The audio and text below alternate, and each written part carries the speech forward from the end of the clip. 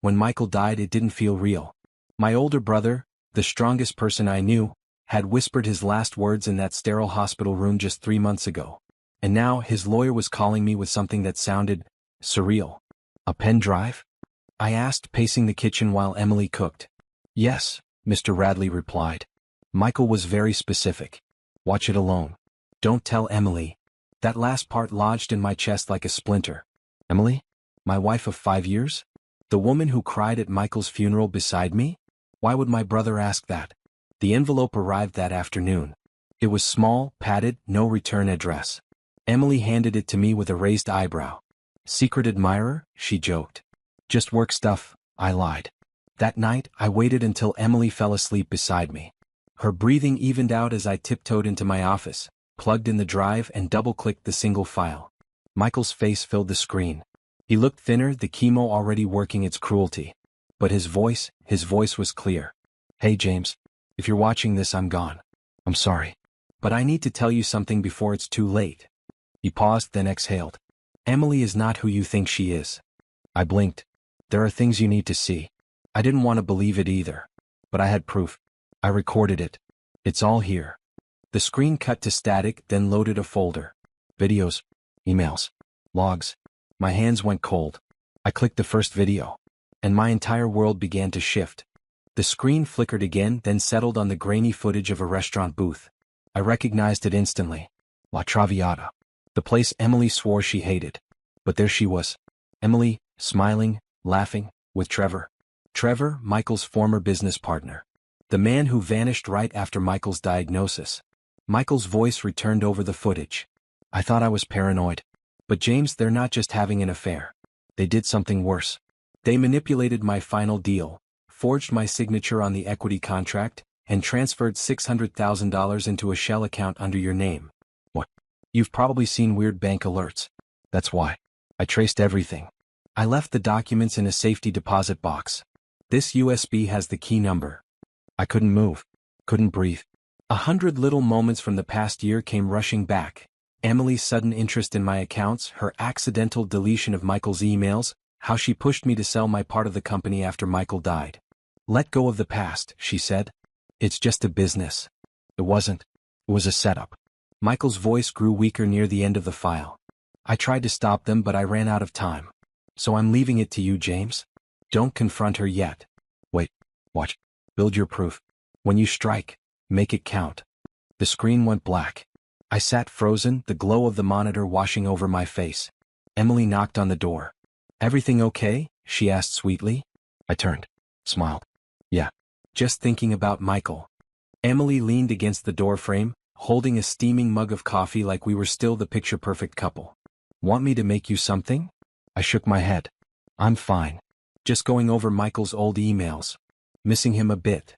She nodded solemnly, lips pressed together like she cared. But her eyes scanned the desk, my laptop, the flash drive. She was calculating. Always calculating. That night, I lay awake staring at the ceiling. The rage was bubbling, but I heard Michael's voice in my head. Don't confront. Gather proof.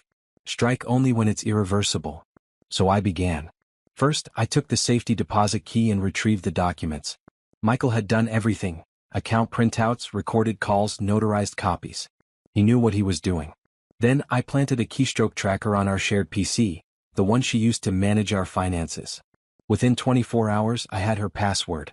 And what I found made my skin crawl. Emails between her and Trevor. Not just flirty ones.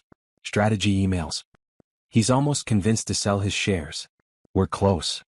Move the money through that Wyoming LLC. He'll never trace it. Delete Michael's name from the documents. Say we lost the originals. And then one from 2 weeks ago. We've bled him enough. It's time to file for divorce. We'll take the house. She hadn't just betrayed me. She used me. And now they were going to gut me clean. But they didn't know I had the whole playbook. They were planning a theft. I was planning a demolition. The next morning, I kissed Emily on the forehead like nothing was wrong. She smiled, maybe even smugly. She thought I was still her puppet. But she didn't know that while she was in the shower, I forwarded all her emails to a secure drive. I even recorded her phone call with Trevor that afternoon. She was gloating about how easy I was to manipulate. That night I made my move. I called Michael's lawyer. File the freeze, I said. Now. In less than 12 hours, the joint accounts were locked. All pending transfers halted. And every company document with my name was now being reviewed for fraud, including the forged paperwork they tried to erase Michael's name from. By noon, Emily walked into my office, holding her phone like it was on fire. James, did you do something? The bank called. My card's not working. I looked up calm. Maybe you should ask Trevor. She blinked. My phone buzzed. An email notification from the private investigator I'd hired 2 weeks ago. Emily and Trevor had just applied for a joint loan using my business credit profile. I turned the laptop so she could see the photos. Hotel check-ins. Paperwork. Even a kiss outside my office building. I trusted you, I said. But you played a dead man's brother. I stood. You're leaving this house today. She scoffed, trying to regain her tone. You can't do that. I stepped aside, revealing 2 uniformed officers standing by the door. Actually, I can. Fraud. Identity theft. Wire transfer abuse. Want me to keep going? Her face drained of color. Emily screamed, not in fear but in fury. This is insane. James, how could you do this to me? The officers didn't flinch. They'd seen it before, manipulation masked as indignation. One calmly read out the temporary protection order while the other asked her to collect her things. I'll sue you, she shrieked. You'll lose everything.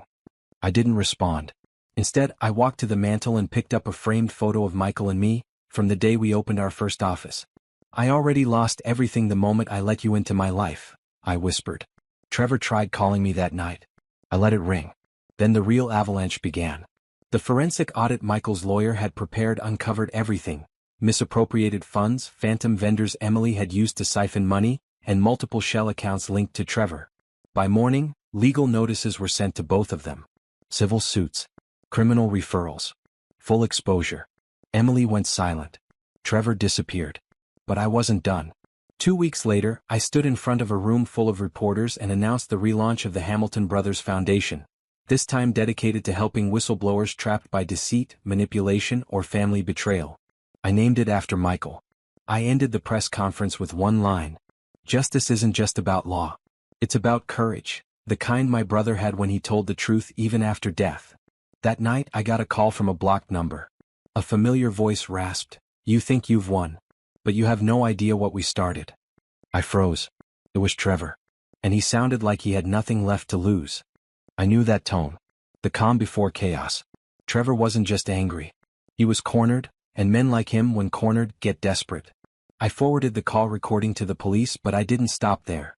I hired private security and installed high-grade surveillance around my property and office. Michael's voice echoed in my head, "Paranoia isn't always bad. Sometimes it's how survivors stay alive." 3 nights later, my front door camera caught a shadow at 3:12 a.m. A figure tried to jimmy the lock. But the second motion was detected, floodlights blasted on, and a voice over the intercom barked, "You have 10 seconds to leave before police are called." The figure bolted. But not before the camera got a clear shot. It was Trevor.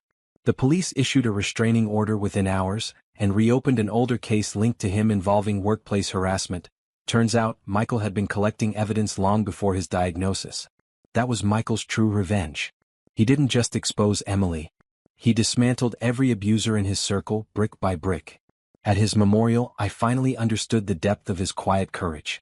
He knew he was dying, but he spent his final months making sure I lived. Truly lived. Free from Emily. Safe from Trevor. Clear of the family chains that kept me playing small. But it wasn't over yet. Because 1 week later, a letter arrived at my door, hand-delivered, no return address. Inside was a single photo. Trevor. With someone I thought was dead. My blood ran cold. It was Michael. The photo showed him alive.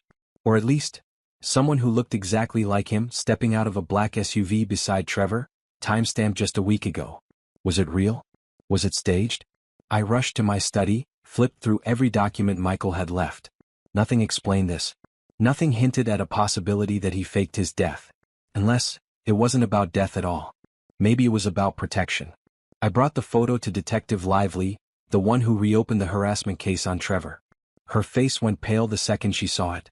"This wasn't part of the file," she whispered. "James." Michael was cooperating with the Federal Financial Crimes Task Force. He was in deep.